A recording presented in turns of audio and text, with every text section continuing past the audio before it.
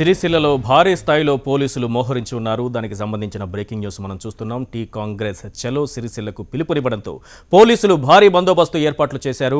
6 డీఎస్పీలు, 25 మంది సీఐలు, 35 మంది ఎస్ఐలతో బందోబస్తు ఏర్పాట్లు చేశారు. ఎలాంటి అవాంఛనీయ ఘటనలు జరగకుండా ముందస్తు చర్యలు చేపట్టారు. అదే సమయంలో బహిరంగ సభకు కానీ ర్యాలీలకు కానీ అనుమతి లేని నేపథ్యంలో బహిరంగ సభకు కానీ ర్యాలీలకు కానీ పూనుకుంటే వారిని అందరినీ అదుపులోకి తీసుకునేటటువంటి ఏర్పాట్లు కూడా చేశారు. ఎవ్వరు ఎక్కడ ఎటువంటి కదలికలు ఉన్నా వారిని అదుపులోకి తీసుకునే స్థాయిలో ఇప్పటికే అక్కడ భారీ స్థాయిలో పోలీసులు మోహరించి ఉన్నారు. కొంతమంది నేతలను ఇప్పటికే అదుపులోకి తీసుకున్నట్టుగా సమాచారం అందుతోంది.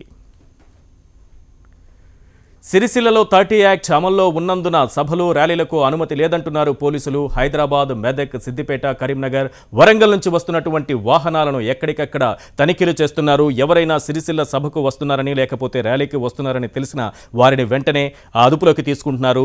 జిల్లా చుట్టుపక్కల ఉన్నటువంటి పరిసర ప్రాంతాల్లో ఎక్కడ పూర్తి స్థాయిలో కదలికలు కనిపించినా పూర్తి స్థాయిలో అక్కడ బలగాలను మోహరించి వారిని అదుపులోకి తీసుకునే ప్రయత్నం చేస్తున్నారు.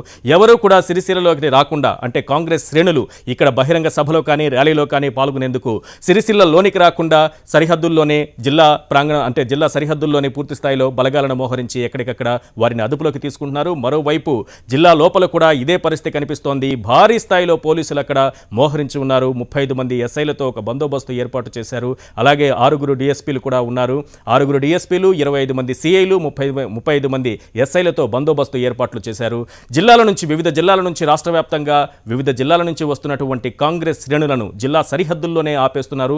వారిని అక్కడే అదుపులోకి తీసుకుంటున్నారు. మరోవైపు జిల్లాల్లో కూడా వివిధ జిల్లాల్లో ఎక్కడికక్కడ పోలీసులు ఈ సభకు వస్తున్నటువంటి కాంగ్రెస్ శ్రేణులను అదుపులోకి తీసుకుంటున్నారు. మెదక్ కావచ్చు, సిద్దిపేట కావచ్చు, కరీంనగర్, వరంగల్ అన్ని జిల్లాల నుంచి ప్రతి జిల్లాలోనూ ఇలాంటి తనిఖీలు చేపట్టారు. వాహనాలను ఎక్కడికక్కడ తనిఖీ చేస్తూ ఎవరైనా కాంగ్రెస్ సభకు వస్తుంటే వారిని అదుపులోకి తీసుకుంటున్నారు. నిరసన తెలుపుతామంటే ఆంక్షలేంటని ప్రశ్నిస్తున్నారు కాంగ్రెస్ నేత విహెచ్. సిరిసిల్లలో సభకు అనుమతి ఇవ్వకపోవడంపై ఆయన ఆగ్రహం వ్యక్తం చేస్తున్నారు. తెలంగాణ సర్కార్ ప్రతిపక్షాల గొంతు నొక్కుతోందంటున్న విహెచ్తో మా ప్రతినిధి గోపాలకృష్ణ ఫేస్ టు ఫేస్ ఇప్పుడు చూద్దాం. చలో సిరిసిల్ల కార్యక్రమం అనుమతి కోసం కాంగ్రెస్ పార్టీ ఇప్పటికే హైకోర్టును ఆశ్రయించింది. ఇంతవరకు కోర్టు నుంచి ఎలాంటి స్పందన లేకపోవడంతో అంతా ఉత్కంఠగా ఎదురు చూస్తున్నారు. మరికొద్ది సేపట్లో కోర్టు ఏదో ఒక నిర్ణయం వెలువడించే అవకాశం ఉంది. మనతో పాటు సీనియర్ నేత విహెచ్ ఉన్నారు. సార్ నమస్కారం. సార్, మీకు హైకోర్టు నుంచి అనుమతి వస్తుంది అనుకుంటున్నారా, రాదనుకుంటున్నారా? న్యాయంగా అయితే రావాలండి. ఇది ప్రజాస్వామ్య దేశం. ఇది కేసీఆర్ గారు ఎన్ని మీటింగ్లు పెట్టుకోలేదండి. మేము ప్రభుత్వం నుండి ఆయనకు అన్ని అవకాశాలు ఇచ్చినామా లేదా?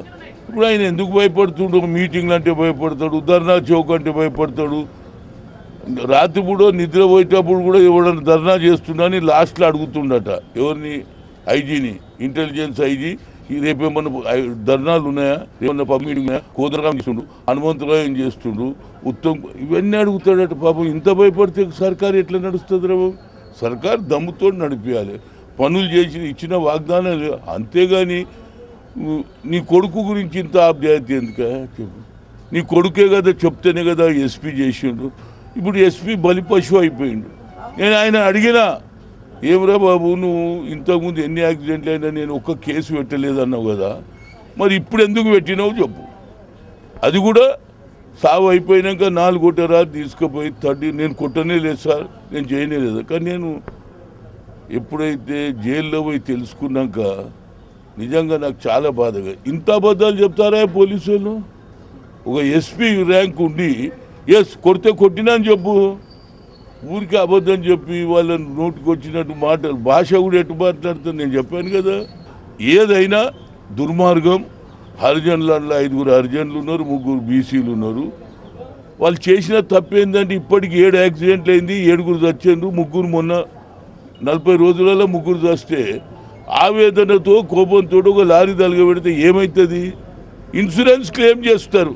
కానీ కొట్టడం ఏందండి? ఇది చేసి మమ్మల్ని తప్పనిసరిగా పోయి మీటింగ్ పెట్టుకుంటే తప్పేది 4 మాటలు మేము చెప్తాం. మళ్ళీ దాని తర్వాత మీరు మీటింగ్ పెట్టి కౌంటర్ చేయండి. అంతేగాని బహిరంగ సభలు లేవు, మరి నువ్వేం పెట్టుకుంటున్నావు బహిరంగ సభలు? నువ్వు ఏది పెట్టుకున్నా తెలంగాణ పీరియడ్లో నీకు ఇచ్చినవా లేదా? అదేవిధంగా ఆయన కూడా ఇస్తే బాగుంటుంది. అంతేగాని నేను సభలు పెట్టుకొని ధర్నా చౌకులు పెట్టుకొని అంటే ఇది ప్రజాస్వామ్యం కాదు. అంటే మంత్రి కేటీఆర్ నియోజకవర్గం కాబట్టే కాంగ్రెస్ ఇంత రాద్ధాంతం చేస్తుంది, ప్రతిపక్షాలు కూడా ఇంత రాద్ధాంతం చేస్తున్నాయని చెప్పి వాళ్ళు చెప్తున్నమాట. ఇప్పుడు చూడు, కేటీఆర్ నియోజకవర్గం అని నేను మొన్న వెస్ట్ గోదావరి దగ్గర సోషల్ బైకాట్ చేసేసాను తగరపాలు అనే గ్రామంలో. నేను ఆడికి పోయినా లేదా?